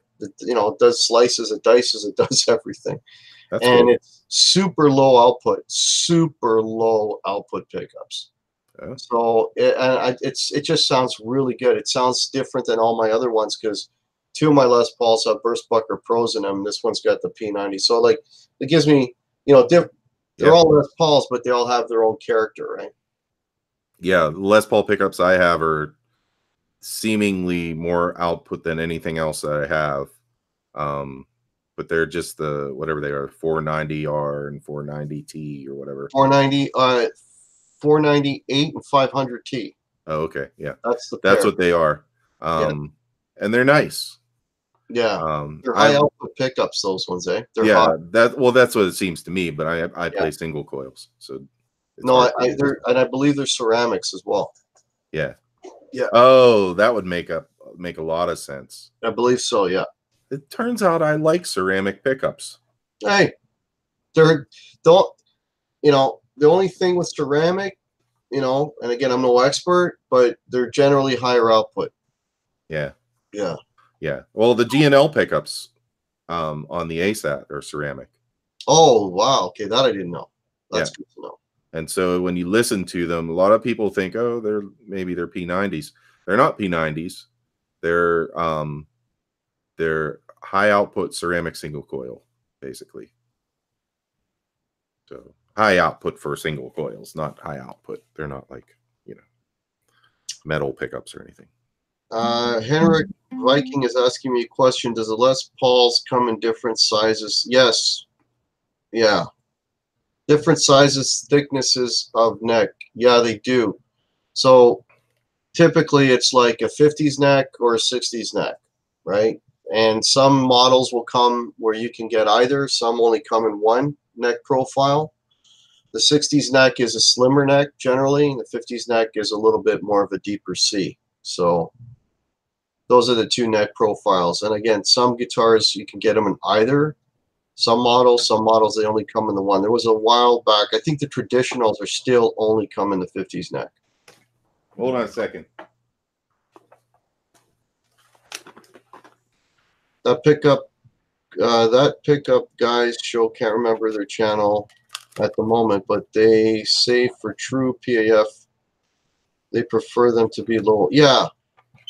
Yeah. For me, the lower output pickups are always the best.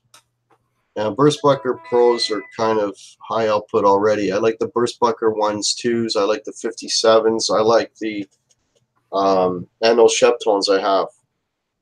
I like all those pickups. The lower the output, I think I like the best. Hey guys, Ben Coombs had an interesting comment about the reverse headstock and how the bass strings travel further than the treble strings, kind of like a piano for tuning. Okay. Yeah. Oh, here's a question for you, Rick, from David. Wanted to ask Rick if he ever does any lessons one-on-one using the internet. Sorry if this was already asked. It was already asked, and I typically don't. It's just no. Yeah, no. Typically no. The jam started. Okay. So what do you got there? That's my Les Paul. Oh, okay. And see, it's an ebony neck. I don't know what the thickness is. I don't know if you can't tell on this, but I don't know. It's either a deeper C or a shallower C. If it's a deeper, I would say it's a shallower one. Then it's a 60s profile. Okay.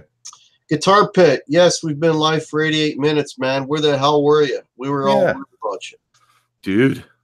Come on, get with the program. I sold all my guitars, Guitar Pit, so that I could buy mayonnaise guitar. So Terry's saying, don't forget the asymmetrical. The asymmetrical necks are available on the standards, but even the asymmetrical necks are basically slim taper necks that just widen out when you go up the fretboard. So you still have sort of broad categories of 50s necks or. Don't all necks do that to some degree?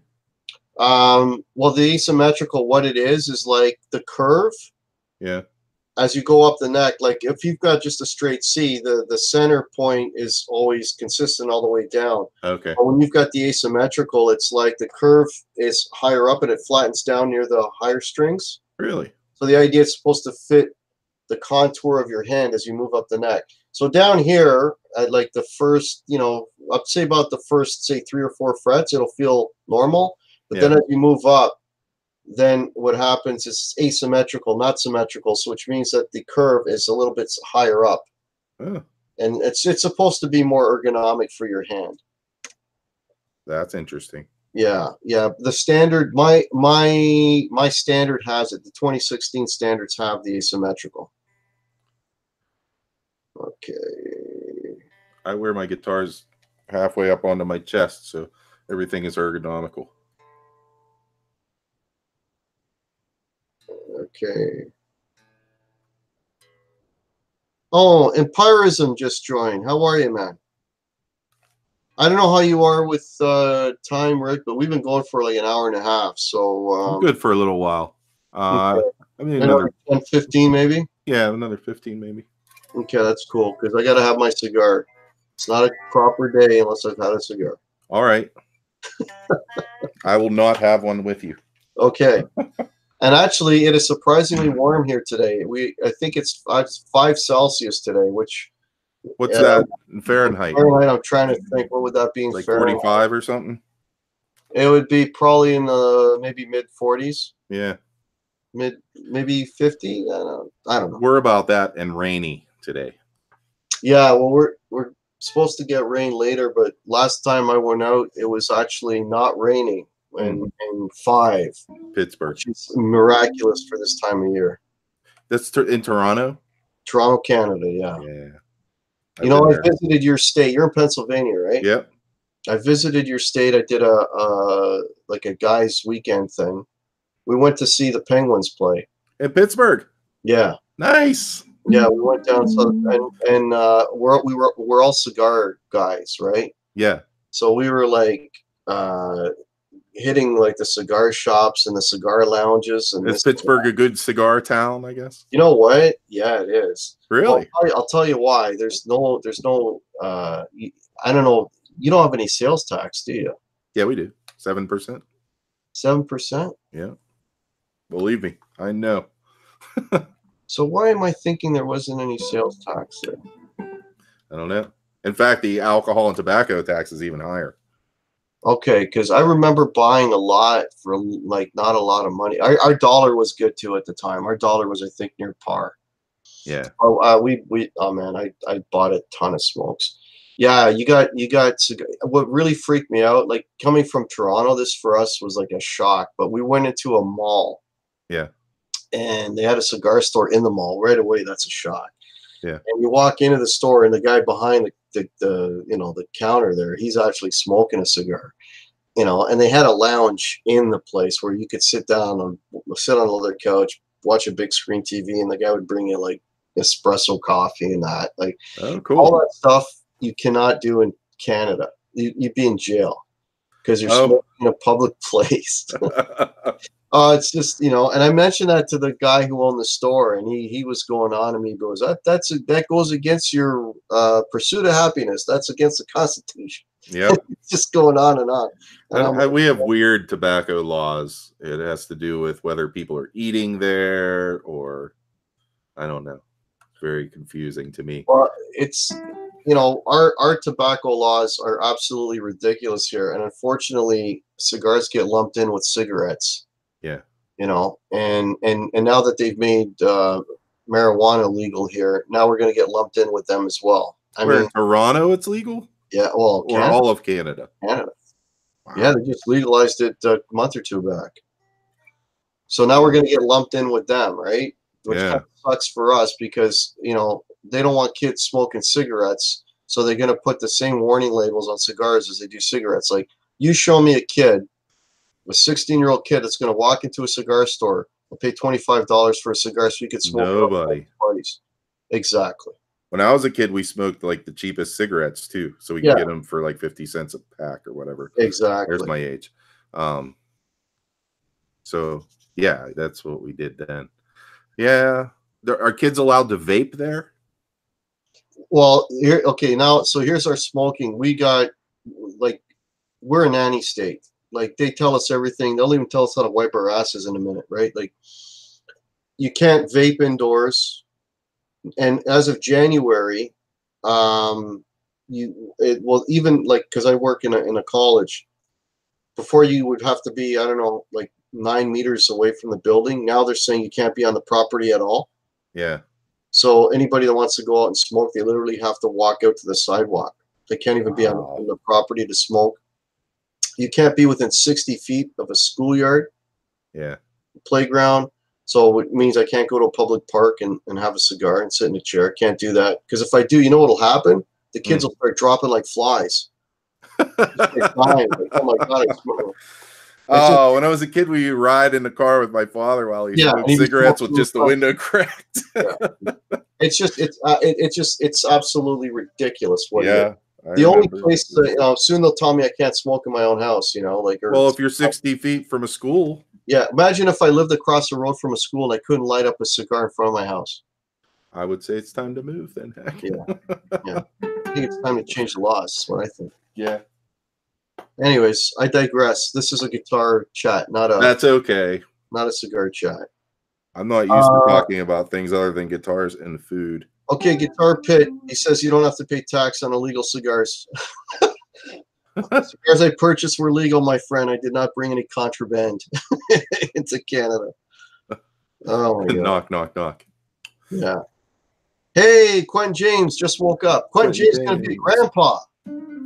Wow. Next year. Awesome. Yeah. R2R3. Maybe he's good at answering this. So this was a question you had earlier about what other gear I might be wanting to get. And I said the 335 thing. But the other thing I'm thinking is I keep seeing people with, well, Charvels have been the ones that I've seen recently that have, maybe they do or don't have like a locking trim on them. And but they're not pointy guitars. They're more like Strats.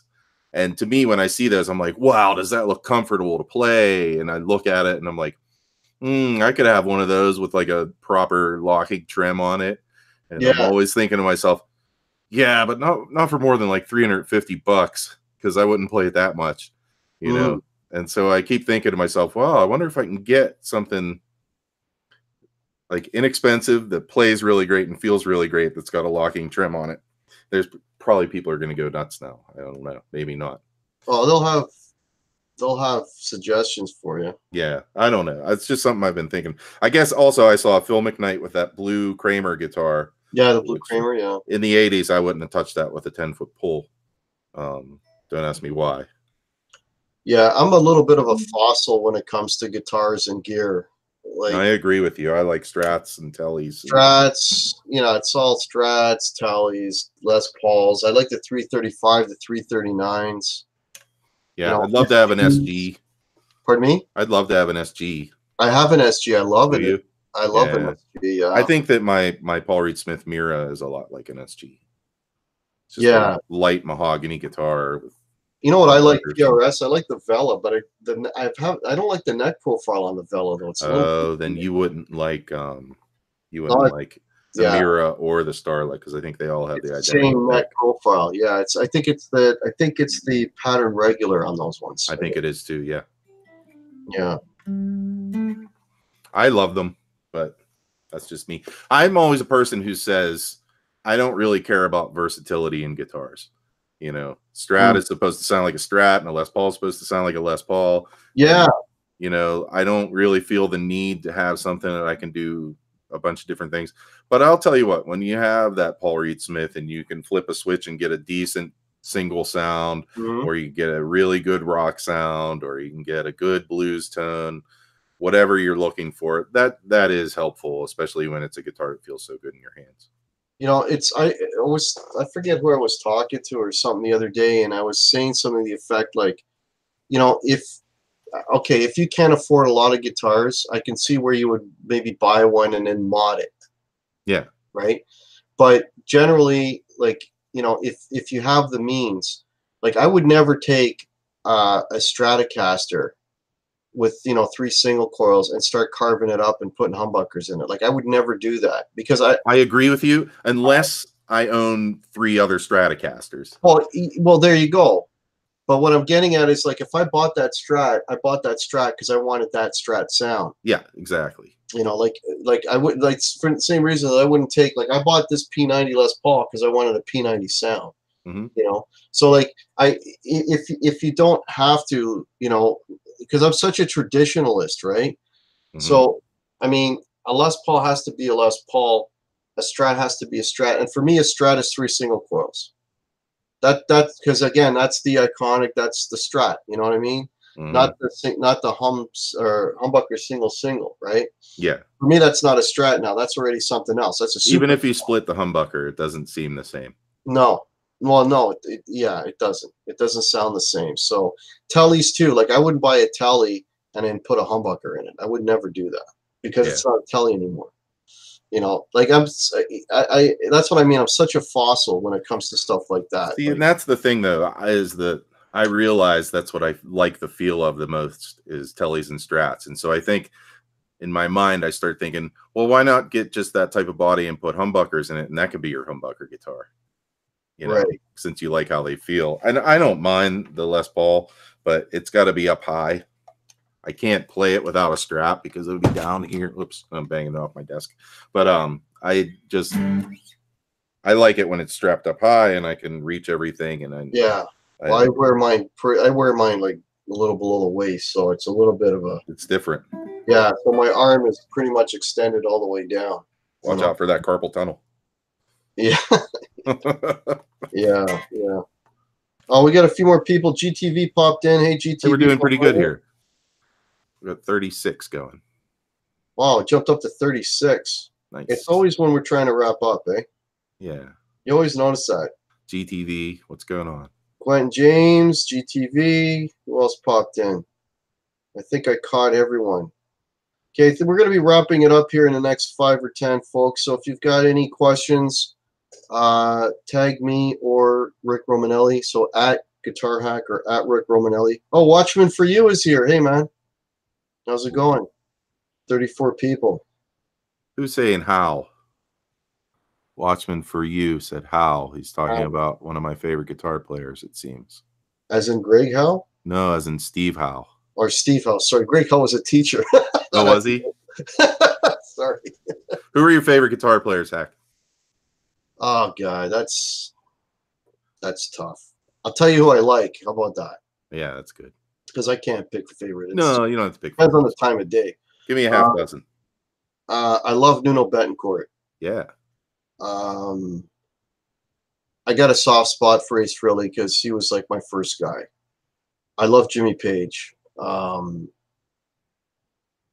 else? Stevie Ray Vaughan. Yeah. You know, those are the ones that pop into my head right away. Yeah. Yeah. Who are you? Who are your favorite guys? Well, Steve Howe, as I said, I watched a lot of listened to a lot of Steve Howe growing up. George Harrison. I love. Oh yeah, the way he plays I think is amazing. Clapton, definitely. People give Clapton a hard time because he's very simple, but you know his tone. B.B. King, Stevie Ray Vaughan, and Larry Carlton. Larry Carlton's number one for me. I saw Larry Carlton at a show. Yeah, I saw him play a show, and oh my God. That's the guy that you're like, well, he's playing a different instrument than me. He's playing that same 1960 something 335 that he's had with Brown. And man, the tone, the control, everything was just pitch perfect. The little bends, oh my God, so musical. Yeah. Tasty again. Tasty. Yeah, and that's another place where I learned how to, just play a couple notes and end the phrase and then change it up a wee bit and play it again. That's Larry Carlton. I know that he learned it from Miles Davis or whoever, but yeah. You know, it's a Hey, BV Ninja beautiful playing. came in. BV Ninja's here. Yeah, BV Ninja. Simon Williams. How are you? If I haven't said hello. Yeah, it's always hard when people put you on a spot. Like, well, who's your favorite? I mean, there's so many guys. I mean, there's a million that I'm just not popping into my head right now. Yeah, right. Oh, so Simon Williams is in the UK. So he's just saying that he saw Steve Howe about 10 years ago in a small theater in Leeds on his own. Yeah, he comes around, does those solos. Very cool. Yeah, he's very good. Guitar hack, when I was a senior in high school, a buddy of mine wanted to sell a 69 Telly for $125. I said I couldn't because I was buying a necklace for my then girlfriend. We broke up. That's a sad story, man. GTV Guitar hack, are you going to get an SG? No, I'm not, because I already have one. You know what? Maybe I even posted. I got a Facebook page, and I posted a picture of me with my SG to say, "Hey, look, I have an SG," because I'm not. All people have seen on my channel are like my Les Pauls, my Strat a couple times. I've got a Telly. You know, it's just they're not my go-tos, right? So, but maybe I should start pulling them out. Hey, yeah, George Bader. I hope I'm saying your name right. How are you, sir? My favorite guitar player is Eugene Martone. You know what that is? That's Jason Wade saying that. I'll check it out, Jason. Guitar hack with P90. No, no, GTV, my SG has got 57s in it. Hey, no, Mitch, I'll answer your question too. Larry Carlton was shot in the neck, and it took him a while to get better. Yeah, I heard about that. That's right. Yeah, but he's all better now. Yeah, I forget the circumstances around it. I think he was being robbed or something. He got shot in the neck. Sorry, I didn't mean to interrupt you there. But no, it's all right, man. Did I know that there was almost a signature Billy Duffy Les Paul? Okay, so Billy Duffy from the Cult. There's another one of my favorites. Oh, okay, cool. Yeah. Nothing fancy, but just he plays Les Paul like a Les Paul needs to be played. He just has that, you know, monster Les Paul growl tone. Like just great. Mm-hmm. Oh, I love that. Yeah. Okay, folks. Yeah, 3:48. I think we're gonna call it at this point. I'd like to thank everybody for. Oh, okay, Jason. Wait. So Eugene Martone was Ralph Macchio in Crossroads. So. Oh. What a good joke. So actually, you're saying you like Ry Cooder because Ry Cooder was the guy who played the blue stuff in that movie, from what I understand. He was, yes. Yeah. Okay, so yeah, thanks everybody for popping in. We got 34 people watching. This was a lot of fun, Rick. Absolutely loved having you on. And if you want to do this again, by all means, man. Put me on the schedule, dude. Oh, that's awesome, brother. We'll do it, you know, in the new year. Whenever you can, yeah. We'll do it next year, man. So hope everybody in the chat had as good a time as I did, because this was great. I love talking music. I can talk music all day long. All day long. So is there anything you wanted to mention to the people in the chat while we still got them in here? Just a real big thanks to everybody who came along tonight or today and watched us. I absolutely appreciate all of the camaraderie that we've been having. And I don't know what's the next stunt to make our guitar community a little bigger. But I think it's a good idea to keep growing this thing. Yeah. Yeah, for sure.